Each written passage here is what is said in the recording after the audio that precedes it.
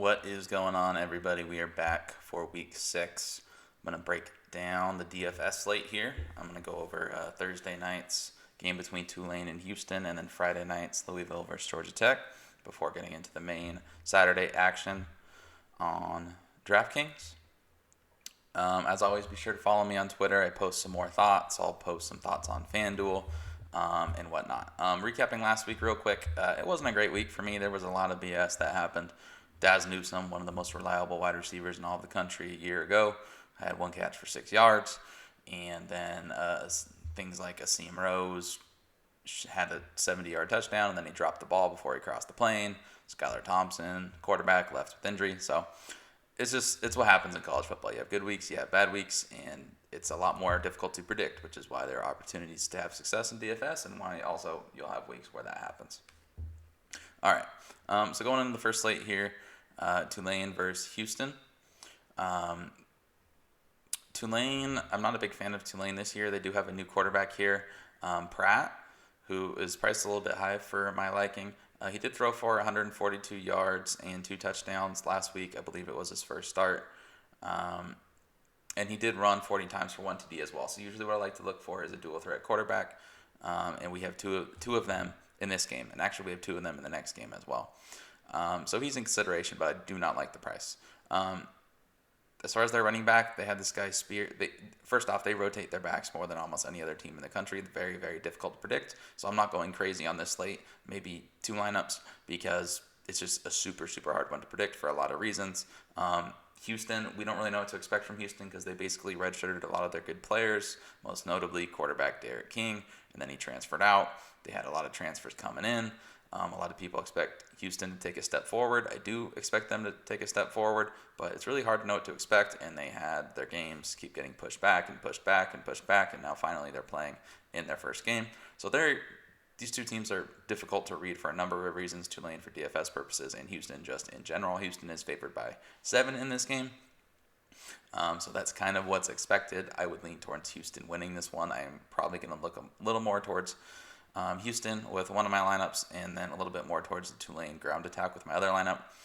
So with Spears tearing his ACL and being out, you're going to want to get something in this Tulane run game. They do run their quarterback, but they do mix in a number of different running backs. They combine for 377 yards and 5 touchdowns on the ground against Southern Miss. So in a showdown slate, you absolutely have to have some of them. The problem is they're really hard to tell. So when I'm looking here, basically, I want Houston's passing attack. They have Corbin and they have Stevenson, who combined for 143 yards and 2 touchdowns last year against Tulane. I do like Stevenson as a captain. There's a few different captains I could see in here, but I like Stevenson. I like Corbin. Clayton Tune, the quarterback for Houston, he's in a Dana Holgorsen offense. He's a dual threat. He can run the ball. He didn't have a great year last year, but he returns a ton of production at wide receiver. It's just huge in college football. And he can run as well. So I like Tune. I guess I would try to start there. Now, that leaves you with not very much money from where to go. Like I said, Pratt is fine. This guy, Carroll, I'll probably run one lineup with Carroll and one without him. He's been a beast. I want to say he's a freshman, but he hasn't had much time to work with. But you'll see he's been very productive. I don't know if these touchdowns are repeatable. You can see here, like, he wasn't super effective on the ground, but he keeps scoring touchdowns, and he exploded last week against the Southern Miss team. I do think Houston's more of a test for him, but they still are a fantastic defense. So where I would prefer to go with Tajay Spears being out with a torn ACL, that opened the door for Stephen Hutterson, who you'll see had a few carries in his first 2 games, and then last week he exploded when Spears went out. So I like Hutterson as my favorite cheat play on this slate.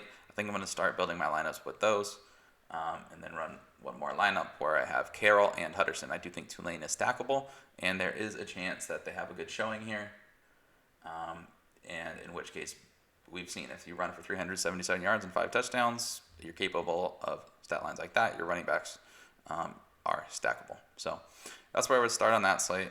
Like I said, I would run my main one with Houston with that stack, and then another one with Tulane with the stacked running backs. Also, Pratt would be in play if you want to go there as well. But yeah, you can make some decent lineups based off of that. Amari Jones catches some passes for Tulane. Another guy they use. I wouldn't really look towards Deuce Watt, but he's another one. And from there, it's just picking and choosing where you want to go with the other guys. Michael Jones, for Tulane, a lot of guys thought he was going to have a big year. He transferred in, but he hasn't done anything. The Tulane wide receivers are a crapshoot. You're basically taking a crapshoot with your other spots, but that's where I would start on that slate. All right, let's look at Friday's game. Louisville versus Georgia Tech. Just choose a random one. Again, I don't do full sample lineups, but I do just to give you an idea of what I'm looking at. Pull up the DraftKings so you can see who I'm taking an eye on. Wrong slate. But anyway, we have Louisville team. They're supposed to get their quarterback back, Malik Cunningham. They do struggle to protect him, which shouldn't be much of a concern against this Georgia Tech team that I think they only have 19 tackles for loss all year. Georgia Tech does allow 440 yards per game on the ground. 440 yards per game total. So I will be looking to mostly go with Louisville here. I did bet Louisville -4. One thing you want to note about this game is the weather. There's a lot of games that might be affected this week, mostly by Hurricane Delta. This game, there might be some rain, there might be some wind. It's not projected to be as bad as some other games. I did take the over 63, not realizing the weather. Now I am aware of the weather. I don't know if I recommend over 63, but I played it. I'm letting you know I do think this game goes over if the weather is normal. And even if the weather is a little bad, I still think both these teams can do some damage on the ground. So when you're building your lineups, you're definitely going to want to know what the weather is. I'm probably attacking the run games anyway, but if there is weather, that'll just have me attack run games even more. So I like Javian Hawkins here. He's one of the best running backs in all of college football for Louisville. I really like him. They've struggled to get him going, but this is a good matchup against this Georgia Tech defense. You have two mobile quarterbacks on this slate. I think either one of them is in play. The problem with Jeff Sims is he does lead the team in rushing, which is a little weird because they've had some injuries at running back. But he has 695 yards through the air and 3 touchdowns, but he has 8 interceptions. He makes a lot of mistakes. And while this Louisville defense does suck, I usually go against them in DFS. They are pretty good at getting pressure, so I do think they're going to force Sims into making even more mistakes here. Some reasons I played Louisville, some trends I like. They're 5-1 their last 6 as a favorite, while Georgia Tech is 3-13 against the spread at home. I don't really see why the line is -4. I guess people are overreacting. It's just a crazy line in my opinion. I'm all over Louisville. But anyway, Georgia Tech they do have a pretty good running attack. They have 221 yards per game on the ground. And they have 4 players who have run for more than 100 yards, led by Sims, who has 187 and 2 touchdowns on the ground. So where I would prefer to go is with Gibbs at running back. This guy is a stud, a freshman, one of the best recruits they've had basically in their history, but especially in their recent history for Georgia Tech. He's been starting to get carries, and he has just exploded. This really kind of depends on Jordan Mason. I really like him. He's their starting running back, or he was going into the year. One of the most elusive running backs in all of college football, one of the more underrated guys. I would assume he's not going to play, but there's been almost no information. If he does play, you could stack these two. I would like Griffin as a medium range price point. I'm okay building a lineup without either of these quarterbacks. Like I said, they both run. They're both viable. They're not crazy priced. Tutu Atwell's one of the best deep threats in all of college football. He's going to catch a deep pass unless there's hurricane winds. Fitzpatrick is also fine. He's the second guy on Louisville that I would look to. Again, I would lead more towards Louisville in this slate for sure. Some cheaper options for the Louisville passing attack. If you can't I think you could fit Fitzpatrick and Atwell and Hawkins, but if you're not, which is what I'm going to do, some cheaper ones, Marshawn Ford. This guy is a young tight end. They target him a lot on the goal line. He had his touchdown to reception rate. You'll see he has 2 touchdowns to 6 receptions. Last year it was even more pronounced. But that's how they use him. So he can, by all means, he can catch a touchdown here. I kind of expect him to. So he's a very, very good play in that 4,000 price range. Braden Smith is our third wide receiver. He had one big game, then he's kind of tailed off. Those were against 2 good defenses, Miami and Pitt, and those are better defenses than Georgia Tech. So I do like Smith. So those are my favorite guys in the lower medium price range are Smith and Ford. As far as kickers, I mean, again, check the weather. And then the other guy I like, and of course this is contingent on Jordan Mason not playing. And even if he does, and even if there is weather, they give this guy Griffin carries, don't know how to say his first name, Jamius, 9 carries, 8 carries, 15 carries. And he's been okay. He's caught a few passes. He has a touchdown. That we can expect probably around 10 points against the weak Louisville defense, which I do think potential for more with the weather, like I said. So Griffin at 3,400 is my favorite pay down option. The receivers for Georgia Tech really have not been trustworthy at all. I probably will not play them at all. If I do,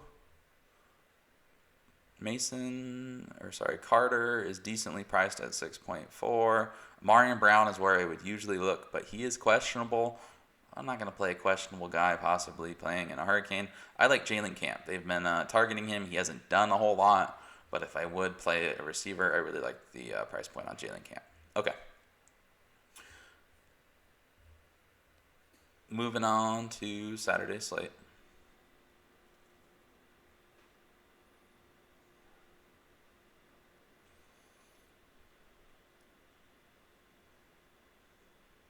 Sorry guys, my Wi-Fi is killer. I know. Takes a while to load.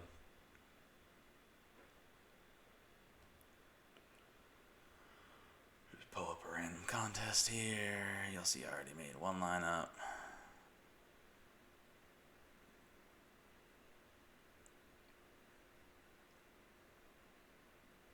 I will timestamp these as well, so if you want to skip ahead, by all means, I will try to timestamp. Maybe I'll stamp each and every game, but usually I stamp the slates and then stamp the betting preview at the end as well. I do a very quick betting preview. All right. First game on the board, we have South Carolina versus Vanderbilt. As far as South Carolina, their pass D has looked a little bit beatable, but they face some good teams. But this Vanderbilt offense is not one you want to target. They split carries, so I'm not going to look at any running backs. And they had 113 passing yards and 2 interceptions against the defense. That allowed an SEC record amount of passing yards the week before. Of course, what LSU had allowed to Mississippi State. LSU wasn't even crisp at all. It was 21-7 in the third quarter, which means I think South Carolina, you could play some guys here. Obviously, I'm crossing Vanderbilt out. Colin Hill, that's a decent price point at 6.4. I guess you could throw him in as a super flex. I do think this guy Harris, man, this guy's a tank. He runs like a beast, Kevin Harris. He had a big game against Florida last week, so he could have a big game here. 2 touchdowns. He went for 31 points. So Kevin Harris is probably the guy I'm looking towards in this game at 6.7 at running back. And that's pretty much about it. Shi Smith is priced a little out of my price range. I mean, this game could not be close. There's a possibility it might not be close. But he's a target hog. You absolutely have to mention him anytime you're doing a DFS slate. I personally won't be going to him that much this week. I went to him the first 2 weeks, and I just think the price is a little crazy. I don't think I could fit my lineups, but I do like him. And then they do have actually a good punt play here.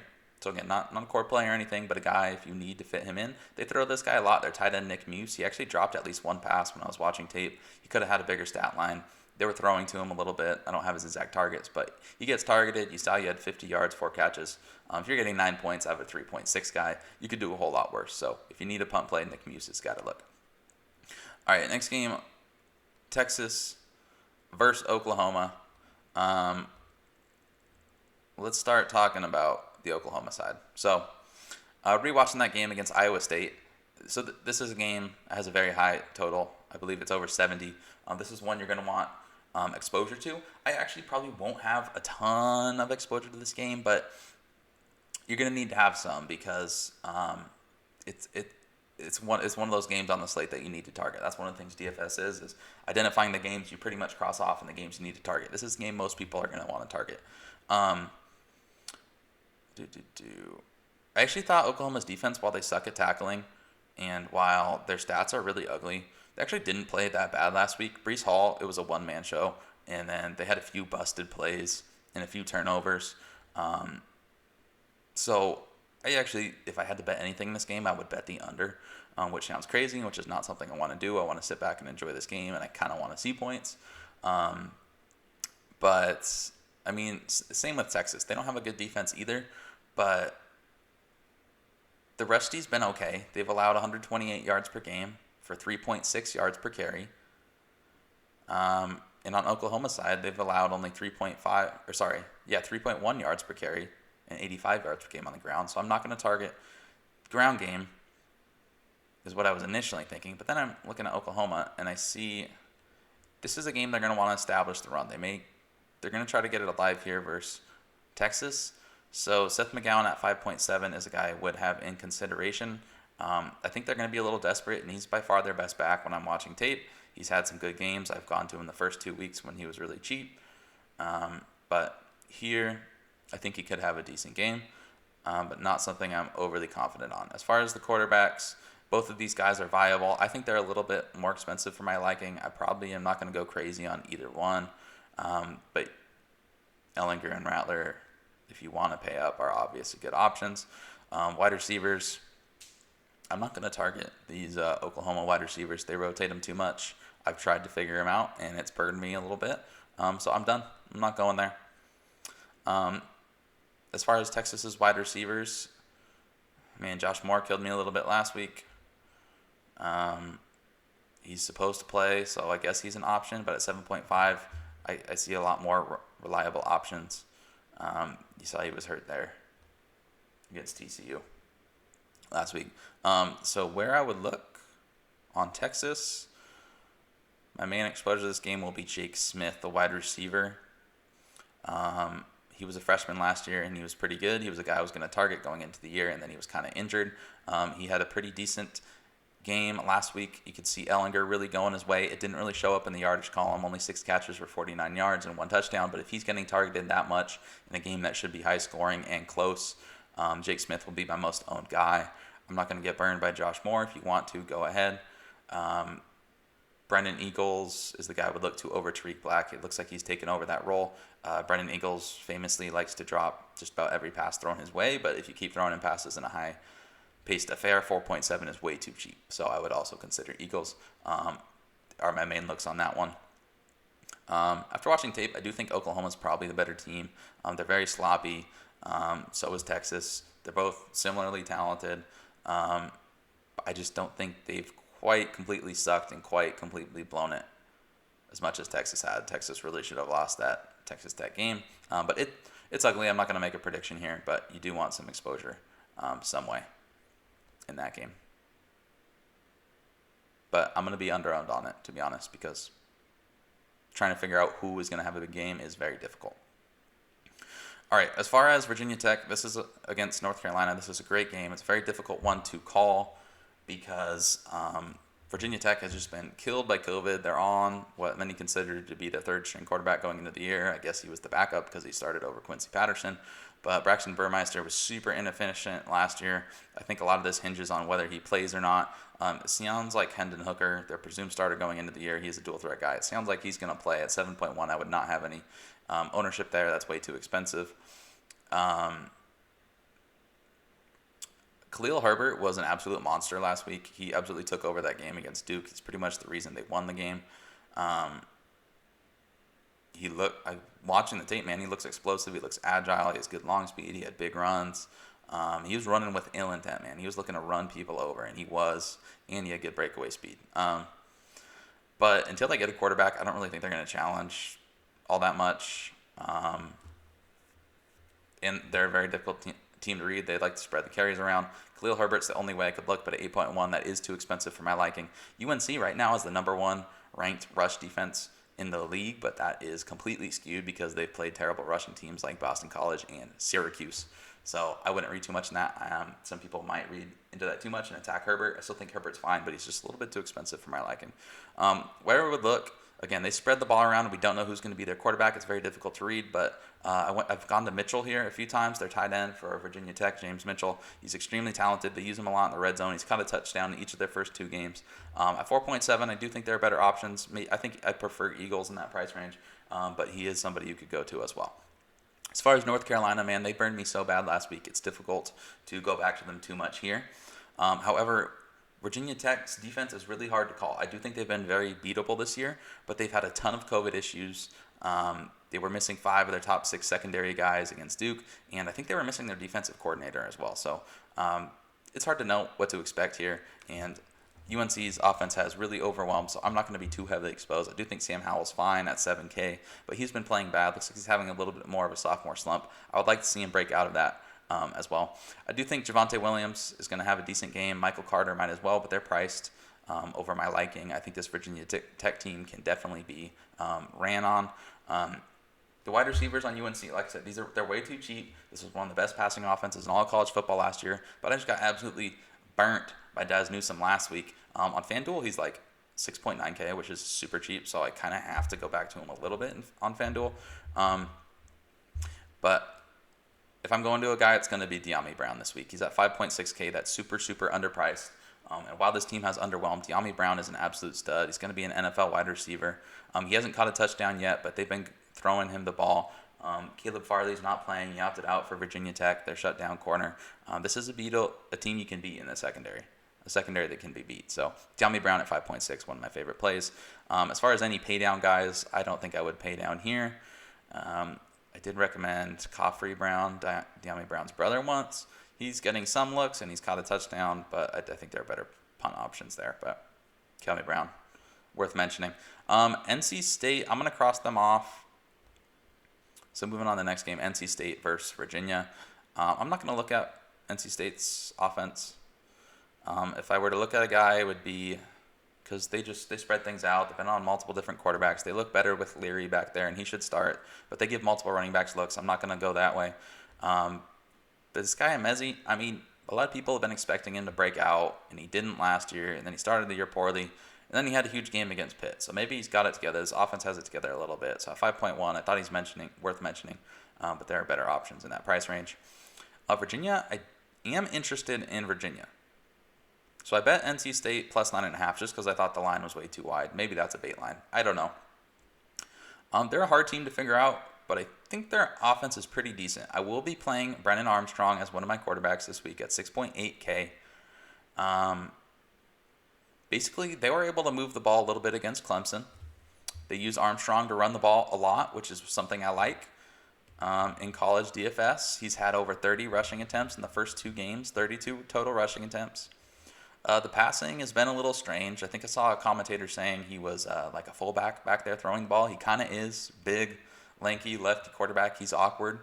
But this NC State defense is awful, especially against the run. And I do think Virginia's going to be able to run the ball. And with Armstrong getting over 30 carries, I think he's going to return value for sure. He has 135 yards rushing through 2 games. He's leading the ACC in total offense per game so far. I know it's early. But with 337.5 yards per game, Armstrong, and one of those games he played Clemson. So it's not like he's been playing cupcakes. I mean, Duke's defense isn't great, but they're not exactly a cupcake either. They have a good offensive line, Virginia. I've been very impressed with their offensive line. Last week against Clemson, who many thought had, maybe the best D-line in all of college football, they only allowed 5 tackles for loss in that game. And they had 4.5 yards per carry against Clemson. So like I said, they kind of held their own. I was impressed. I was low on this Virginia team going into the year. I do think it's a little bit of a letdown spot, which is why I'm on NC State. But with NC State's defense being so bad, you have to target Virginia and DFS. Clemson was only allowing 1.5 yards per carry until that game, and then allowed 4.5 to Virginia. So I think Virginia, if they can move the ball in Clemson, they're going to move the ball in NC State. As far as the running backs, man, difficult to say. I'm not even going to try to pronounce Tualapapa. I think I got it. I tried it, and I think I got it. But this guy gets a lot of goal line looks. He's been decent. We saw him get 2 touchdowns against Duke. I think he can return value. I don't love the price, but he's within consideration. And the wide receivers are a mess to figure out, man. They're really a mess. You don't necessarily need to stack Armstrong. If you are, this guy Billy Kemp is getting a lot of looks. He's in the Joe Reed role from last year where they just pepper him with targets. He's a small guy. So he's within consideration.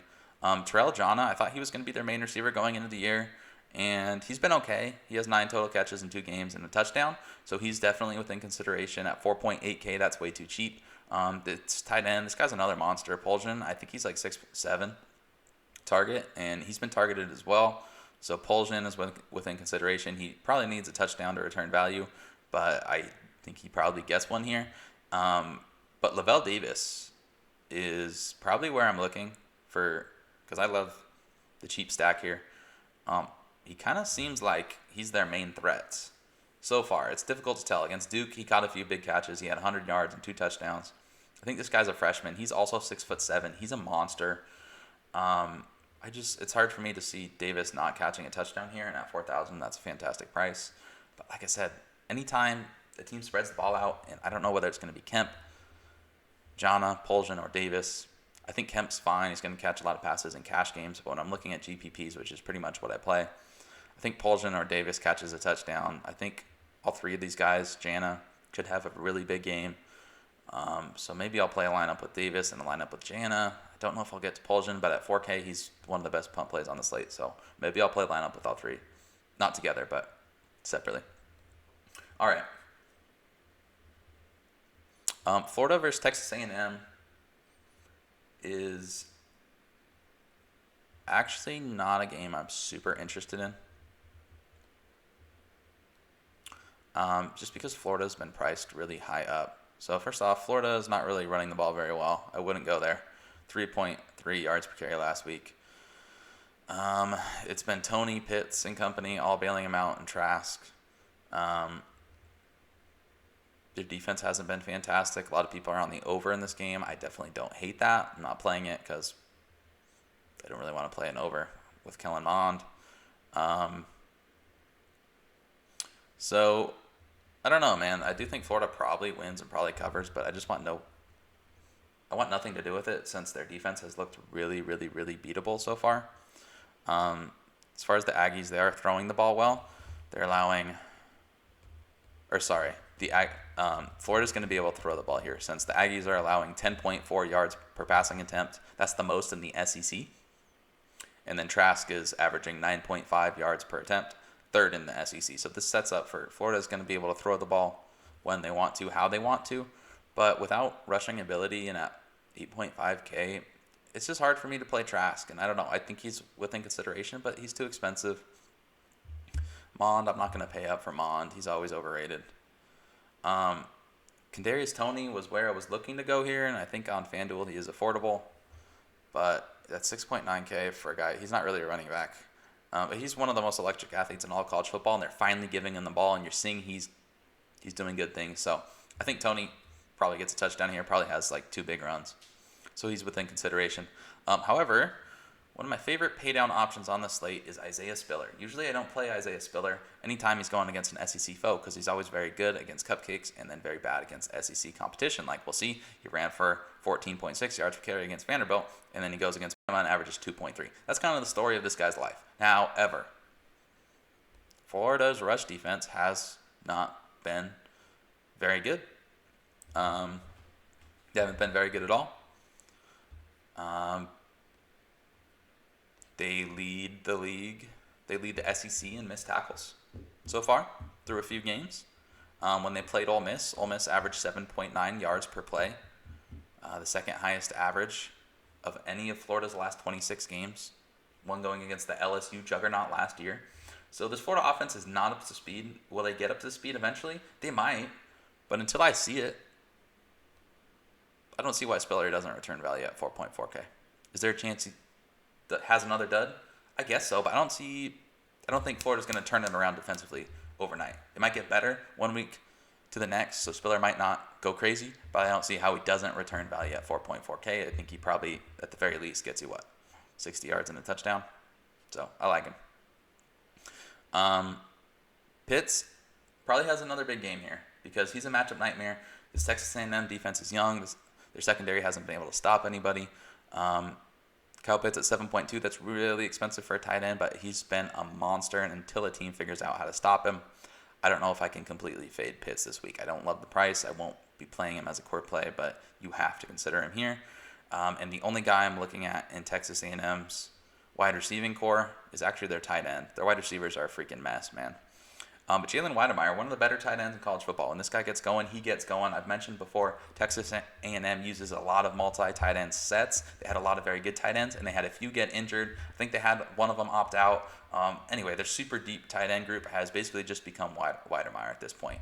And they use him. We saw against Bama. I recommend playing him last week, and he had 16 points as a punt play, 8 catches, 82 yards. I like him here, man. Like I said, this Florida defense has been getting burned, and they can't tackle anybody. So Weidemeyer's hard to tackle if he gets the ball. There's a good opportunity they don't tackle him until it's too late. So I like Weidemeyer there.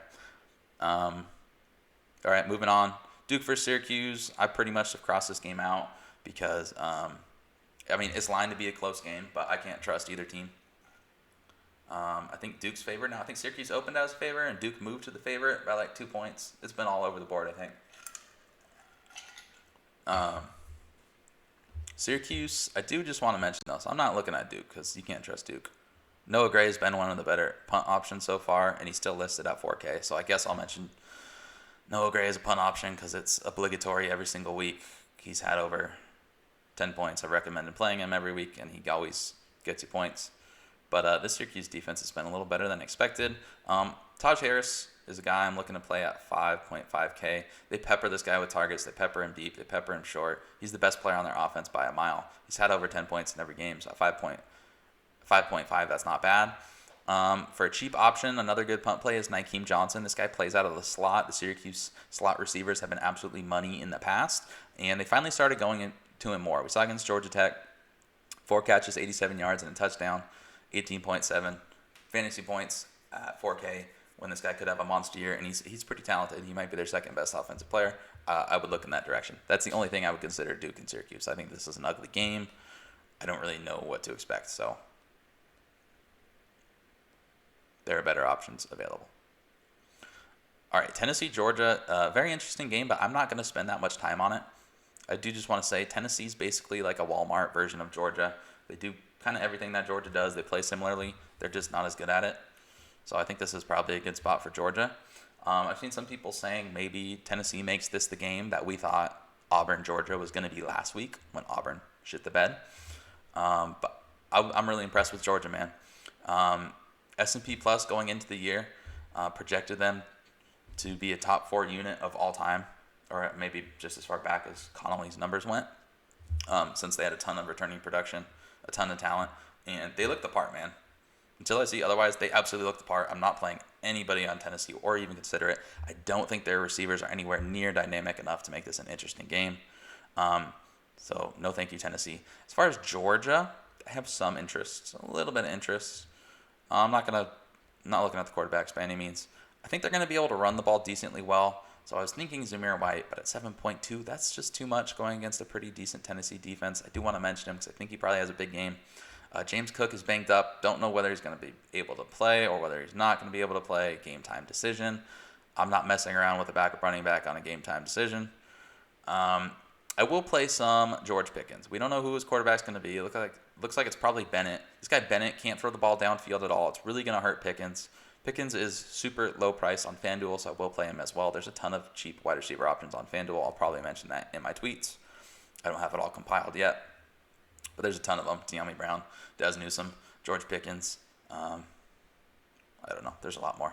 But, anyway, he still returned value even though his quarterback can't throw the ball more than 6 yards downfield. While that is a concern, I do think, like I said, I think this Georgia offense I think they're better than Tennessee. They've scored on 10 of their last 14 possessions, and those have not been against cupcake defenses. I mean, they played Auburn, for Christ's sake, and Auburn, hell of a team. Hell of a defense every single year. This guy Jackson has been going a little bananas at 5.7K. That is something to consider. He has been the guy we thought Pickens was going to be going into the year. So at 5.7K, if you're saying, hey, look, Pickens hasn't done it, maybe he doesn't have rapport with these new quarterbacks, maybe it's Jackson's the guy, I don't hate that play at all. It's hard for me to go away from Pickens since I think he is supremely talented. But I think either one of those guys is playable. That's the only way I would look at in this game. All right, moving on. Texas Tech versus Iowa State. I'm actually not going to be super owned on this game. It's expected to be high scoring. You have a Big 12 matchup. You have two defenses that haven't looked fantastic. But I do want to mention that for Texas Tech, I believe this is the first time. We don't know who's going to be at quarterback. Bowman's hurt. Bowman's always hurt. No way I'm playing him at 7.9K.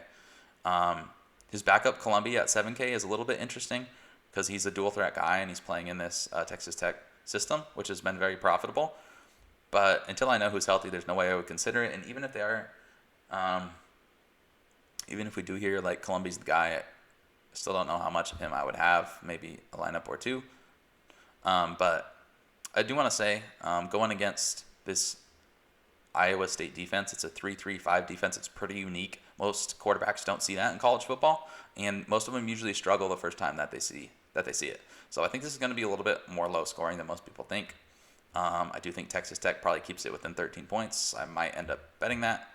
I usually fade Iowa State as a favorite, and I usually kind of look to back them as an underdog. Same with Texas, same with Louisiana, like I did against Iowa State. There's some teams in college football that makes a lot of sense to me.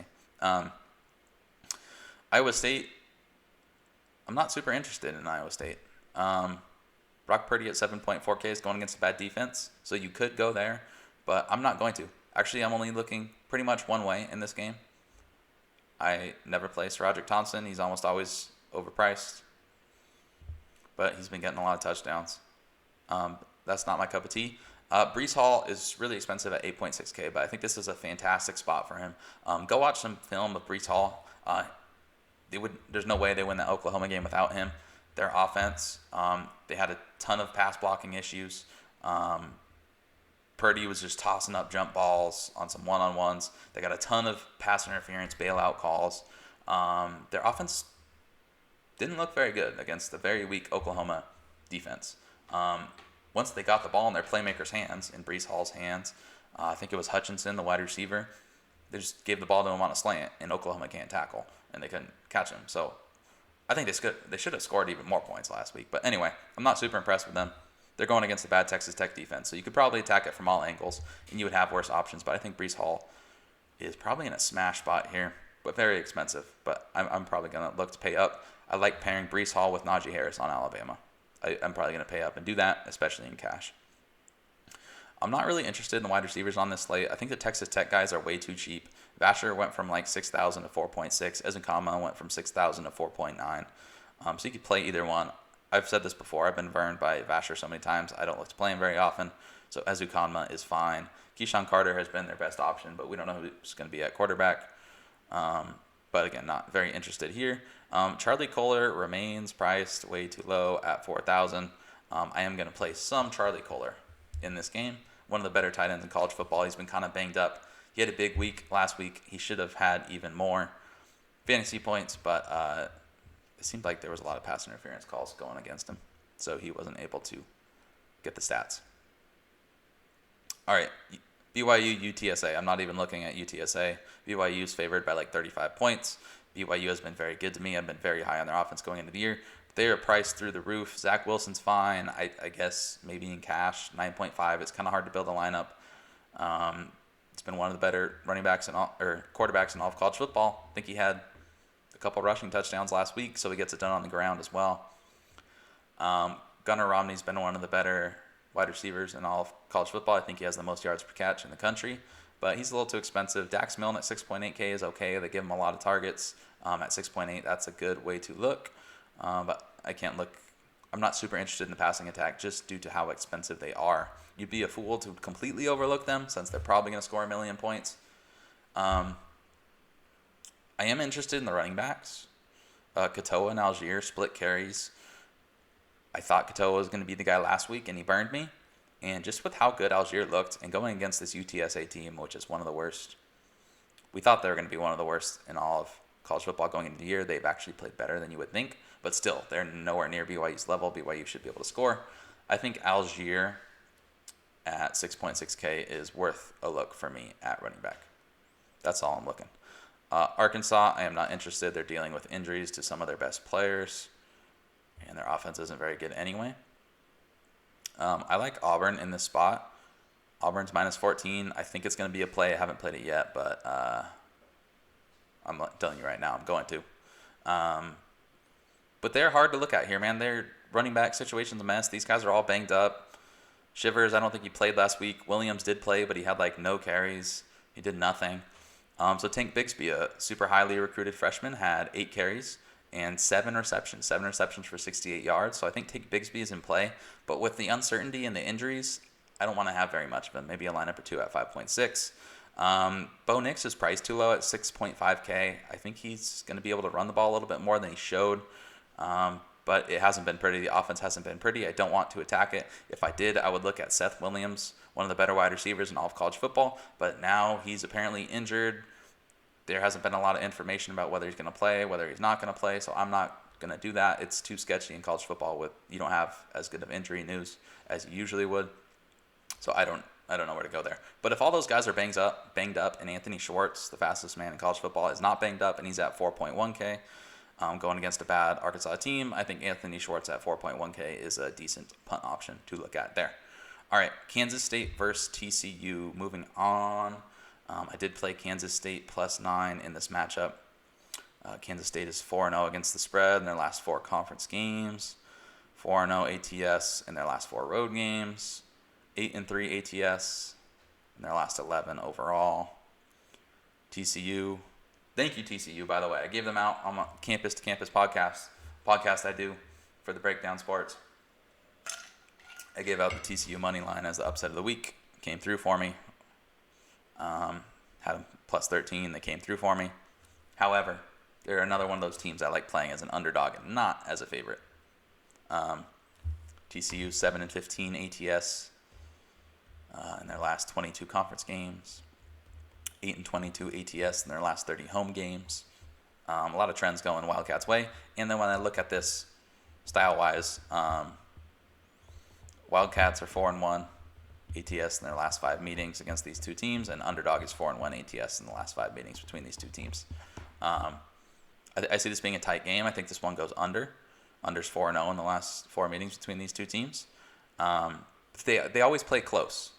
These are two well-coached teams that don't look to run the score up and look to play close. The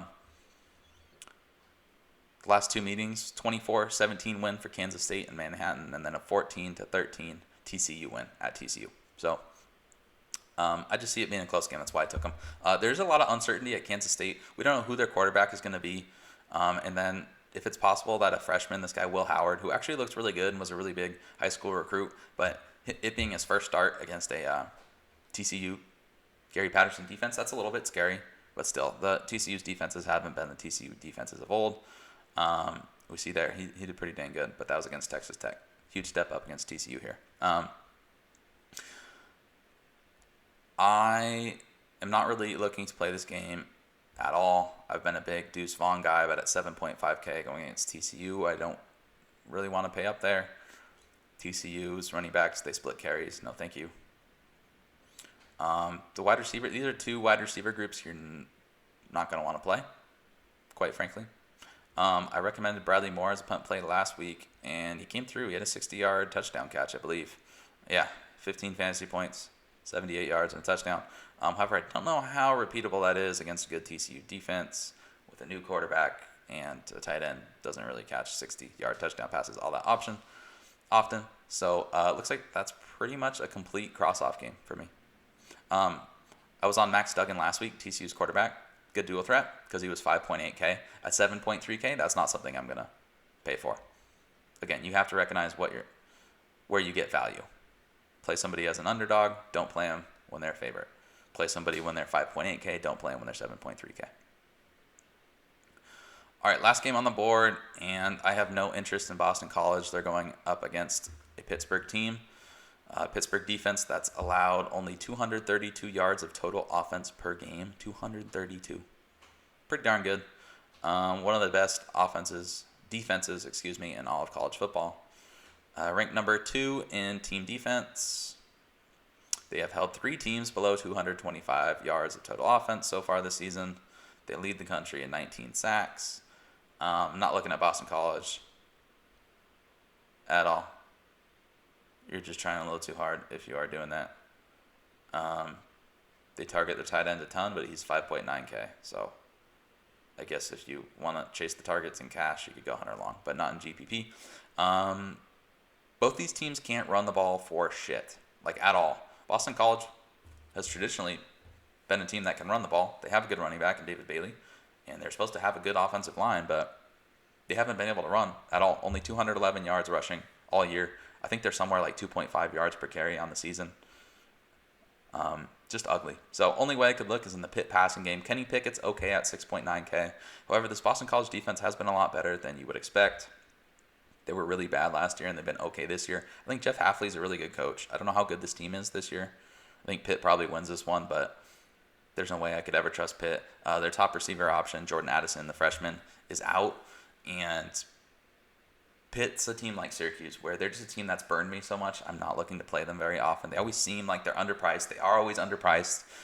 You can get a decent performance out of them, but nothing fantastic. Like Tazier Mack is pretty good at 5.3K, especially if Addison misses time. This guy gets targets, but it's just, guys who don't do all that much with their targets. They'll give you a good game. He had 13 points last week. That was fine as a cheap option, but I don't really see the blow-up opportunity there. So I'm not looking at anybody there. All right, that's all the games we have on the weekend. As far as just kind of an overview of some of my favorite plays or where I'm looking, it looks like Najee Harris isn't on the main slate. When I said pairing Najee Harris with Breece Hall, maybe I'm thinking of FanDuel, or maybe I was looking at one of the alternative slates. I do play a lot of the alternative slates because I just think you find more value there. That's usually where I've won more of my money, is on a smaller tournament slate. Alternative slates. There's just so many options in college football. Like, so many of these quarterbacks are going to go off. Like, if you choose a good one, you have to basically find them at a perfect price point. I think all these high-end quarterbacks are in range. It's probably not where I'm looking to pay up this week, just because there's so many options. Sam Howell at 7K is a great discount, but how much is he going to do for you? I don't know. Brennan Armstrong, probably going to be my most owned quarterback at 6.8K with that dual threat ability. As far as paying down, I guess Devin Leary's okay at 6.2K, but not for me, not trustworthy enough.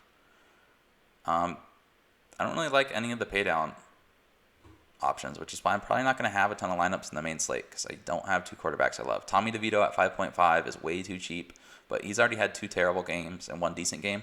This Duke secondary can absolutely be burnt, more than I expected to going into the year, so I'll probably play a lineup with DeVito, but it's a little bit risky as long as you're aware of that. Any of these top options are fine if you want to play him instead of Armstrong, if you want to pair him with Armstrong. I honestly can't really recommend that many of them over one another. If I had to pay up, I don't really want to pay up. I don't really see a lot separating these guys. Probably Rattler or Ellinger. I'd go with one of those two guys.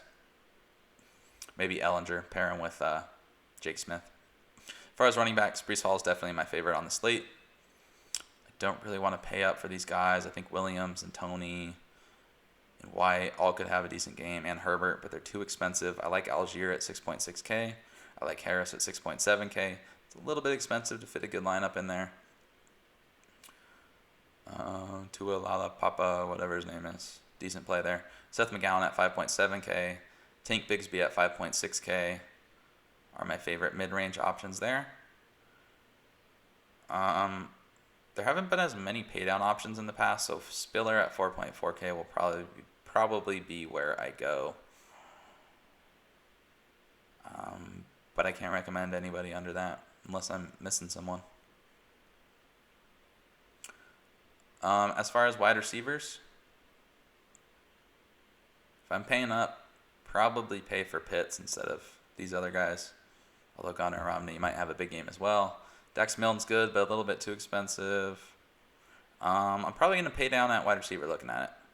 Kemp is fine, but again, I'm not sure what his upside is.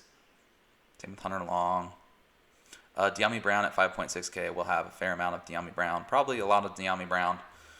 If I get burned by these UNC wide receivers 2 weeks in a row, it is what it is. I don't see how you can't play him. Plus, De'Ami Brown, at least he's looked good. Daz Newsome, we haven't even seen him catch a ball, so, well, we have, but not very well.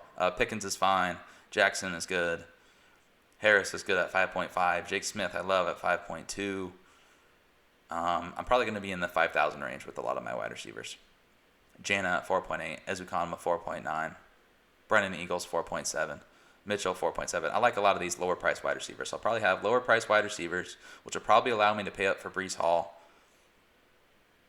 And then I could get Armstrong and maybe one of the stud quarterbacks. I think I should be able to fit that in.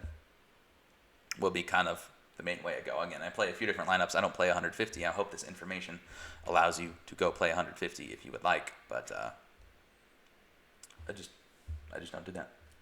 I just try to make this free video to try to be helpful and give you information, because there's not a ton of college football DFS talk that I see out there. There's some, but a lot of it's not free, and I realize that. So I try to give that to you.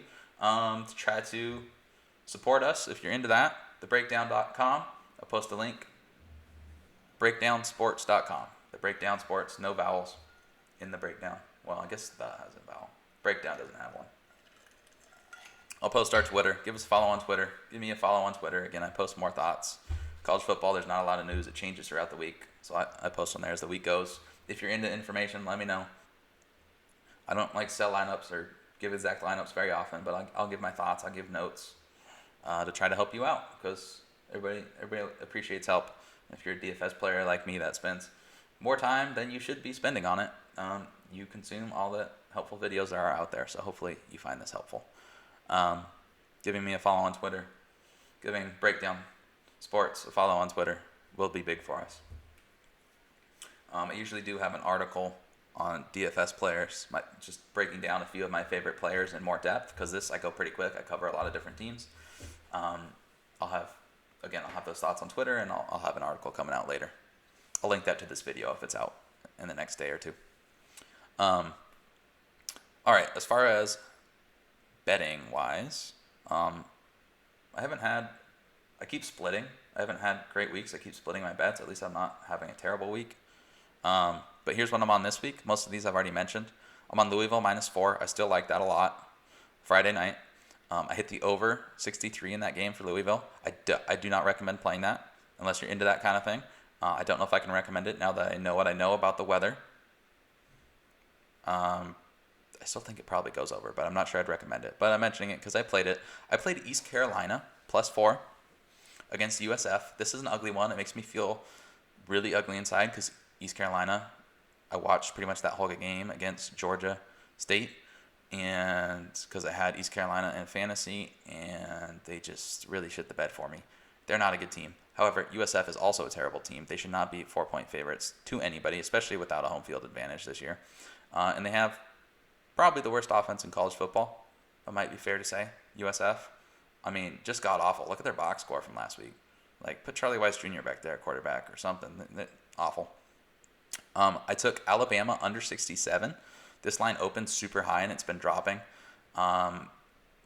Main reason I took this is I think this is going to get they're going to get some of the hurricane in there. I've heard some people in Mississippi saying that's not going to be the case, so maybe I was playing too much with the information, but that's still a lot of points when I don't think Ole Miss is just going to go in there and put up 35 like they have been on other teams. I do think they'll be able to throw the ball on Bama.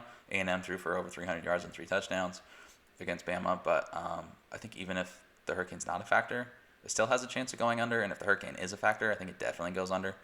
If the hurricane is a factor, I would check the weather. I'm going to be all over Najee Harris even more. If the hurricane's not a factor, Mac Jones, Jalen Waddle, Devontae Smith, John Mechie are all in play. I like an Alabama stack. This Ole Miss defense couldn't stop anybody. I took Clemson -7.5 in the first half. Clemson has not been able to cover the spread this year, but I think they're going to here. This Miami team, while sure they've looked good, they're not on Clemson's level. Clemson at home, they will actually have some fans, but Clemson at home in the first half, I don't have the numbers in front of me, has been an absolute money bet over the years, because usually they put their foot on the gas in the first half and then take it off in the second half because they're always blowing everybody out. I like -14 in that game for Clemson as well. I haven't played that because I just played the first half. -7.5, I think it's safer. You can lay an alternative line with a little more juice at -7 if you would like to, but I just went -7.5 for about even money. Kansas State +9, as I mentioned earlier. I see that one being a close game. I have Kentucky -2 over Mississippi State. Kentucky's hungry for a win. They haven't looked great this year, Kentucky. I think that's a little bit understandable, losing Lynn Bowden, changing the offense a little bit. They still have one of the best offensive lines in college football. Mississippi State showed last week that you have no idea what to expect from them because they beat LSU and then lost to Arkansas. So maybe that's a risky bet, but I think Kentucky at home being 0-2, I think this Kentucky team is fine. I think they have a good rushing attack. I like Asim Rose to have a big week this week to make up for what happened last week. So give me Kentucky -2, and then NC State +9.5. As I mentioned earlier, I just think that's a little bit too many points when I don't trust this Virginia team. I think they're kind of a plucky team. I think they're interesting, but NC State they've shown me stuff. I thought they weren't going to be quite as good this year, and they've already beat Wake Forest, and they beat Pitt last week. So if you can beat Pitt, you can beat Virginia. While I don't think they beat Virginia, by all means, I think you can keep it close. So to recap, I have Louisville -4, Louisville over 63, although I don't really recommend it right now. ECU +4, Bama under 67, Clemson -7.5 first half, Kansas State +9, Kentucky -2, and NC State +9.5. All right, that wraps up the show. If you have any questions for me, I am available on Twitter. Leave a comment, like, subscribe, whatever you fancy to support us. So good luck this week, guys.